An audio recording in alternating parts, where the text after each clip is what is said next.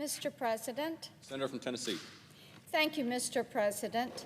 This week, we are taking a big step forward in the fight to end online child exploitation. The Bipartisan Report Act, which you and I led, has been signed into law.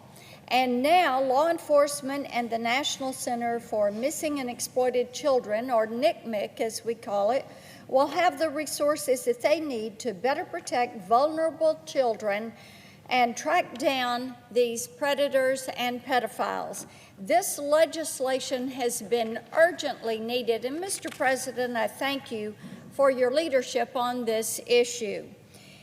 Here is a frightening statistic. In America, a child is bought or sold for sexual exploitation once every 2 minutes. In this country, in 2024, a child is bought or sold for sex once every 2 minutes. This abuse increasingly happens in the virtual space, where predators distribute child sexual abuse material. They recruit minors into sex trafficking rings, and they extort children into sharing explicit images of themselves. Just last year, NCMEC received 36.2 million reports of online child sexual exploitation, a 23% increase over 2021. NCMEC, whose cyber tip line serves as our country's centralized reporting system for online child abuse, does incredible work to track down these crimes and report them to law enforcement. But tragically, so many more acts of online sexual abuse against children are going unreported.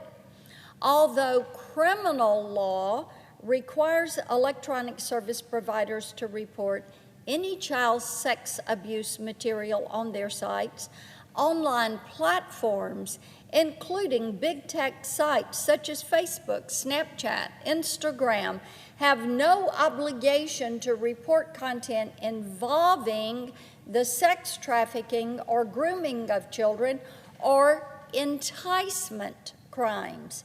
Most online platforms choose not to report this abhorrent material to law enforcement.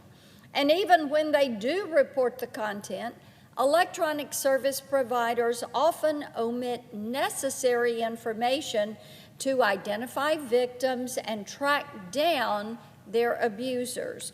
We've also heard from victims, their families, and law enforcement about the need to modernize laws around reporting online sexual abuse. For example, children and their parents risk legal liability for transferring evidence of online sexual abuse that they have experienced when submitting reports to the NCMEC cyber tip line. The Report Act addresses these issues and more to ensure that they are defending children against some of the most heinous crimes imaginable. Now, electronic service providers will be legally required to report child trafficking and enticement. To ensure compliance with the law, the Report Act raises the fine for first violations from $150,000 up to as much as $850,000, and subsequent violations, that fee is raised from $300,000 up to $1 million. At the same time, the legislation enables victims to report evidence of online exploitation to the authorities and allows for the secure cloud storage and safe transfer of reports from NCMEC to law enforcement. It also increases the retention period for cyber tip line reports from 90 days to 1 full year, meaning law enforcement will have more time to track down and prosecute these criminals. Altogether, These measures will do so much to protect the most vulnerable among us from online exploitation and help to put an end to this horrific abuse. Mr. President, I ask unanimous consent that the next portion of my remarks be placed separately in the record. Without objection. Thank you, Mr. President. Across the country, we are witnessing one of the worst waves of anti-Semitism that we have ever seen in our nation's history. I appreciate that my colleague from Oklahoma spoke previously to this. Now, one of the things that we have learned is a little bit about the leading perpetrators of these protests that are taking place. What we have found is that far-left activists, including college students at some of the most prestigious universities, are involved in these activities. We've all seen the pro-Hamas demonstrators that are harassing and intimidating Jewish students. They're blocking them from attending class or even from accessing public spaces. And they're doing this with these protests and with these illegal encampments. Here are some examples of what we have had reported to us and what we have seen from individuals that are walking through these encampments with their cell phones. At Columbia University, activists chanted, "We are Hamas," and "Long live Hamas." At George Washington University, one pro-Hamas demonstrator walked around campus with a sign calling for a final solution against the Jewish people. We've seen activists hand out flyers calling for death to America and death to Israeli real estate. And at schools like Princeton, students have waved the flag of terror groups, including the flag of Hezbollah. One thing should be obvious. The anti-Israel protests on campuses across this country are hotbeds for terrorist sympathizers and for anti-Jewish hatred.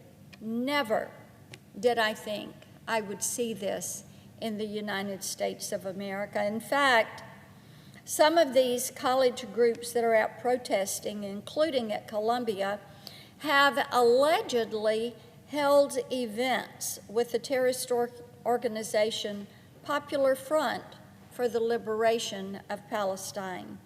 These demonstrations have absolutely no place in America, and Tennesseans are telling me these demonstrations have no place in our great state of Tennessee.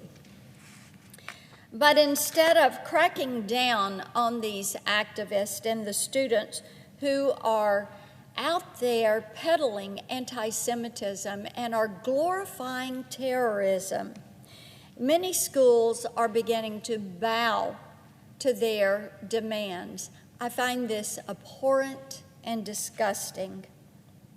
In negotiations with pro-Hamas demonstrators, Northwestern University agreed to offer coveted faculty positions to Palestinian academics and set aside full ride scholarships for Palestinian students. To appease its pro-Hamas students, Brown University last week agreed to hold a vote on divesting from Israel.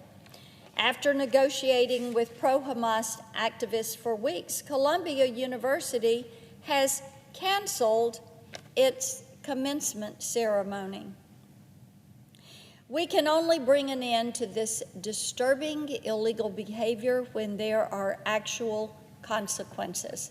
College students who promote terrorism on behalf of Hamas should be added to the TSA no-fly list, and we should deport foreign students on visas who support Hamas, a U.S. designated terror organization.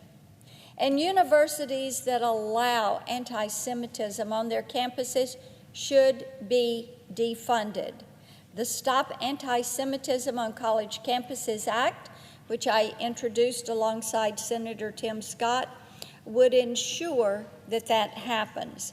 But instead of standing up for Jewish students, President Biden has drawn, unfortunately, a moral equivalence between pro-Hamas activists and pro-Israel Americans.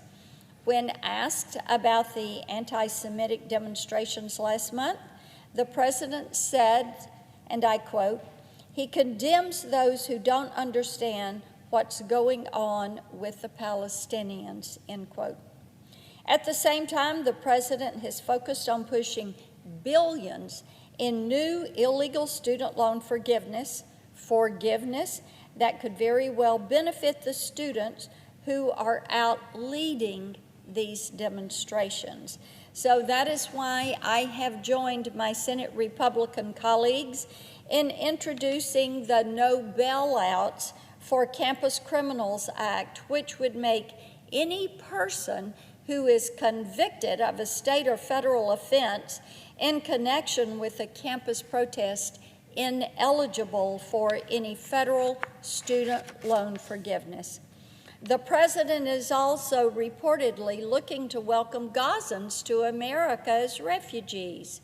According to a recent poll, 71% of Gazans said they supported Hamas' horrific October 7th attack on Israeli civilians. 71% of Gazans said they supported Hamas's horrific attack on October 7th. More than 300 individuals on the terror watch list have entered our country under President Biden, but for some reason, this administration thinks that they can vet Gazans who elected Hamas as their government, who support the terrorist attack. They think they can properly vet them and bring them into this country. Have they not asked Egypt, Jordan, other countries in the region why they will not take these Palestinian refugees? I think it would be instructive. And our country cannot afford more failed leadership and not knowing who is coming into this country who may wish us harm. We would like to see the president rescind this and review his priorities and make it his priority to protect the American people. I yield the floor and note the absence of a quorum. The clerk will call the roll.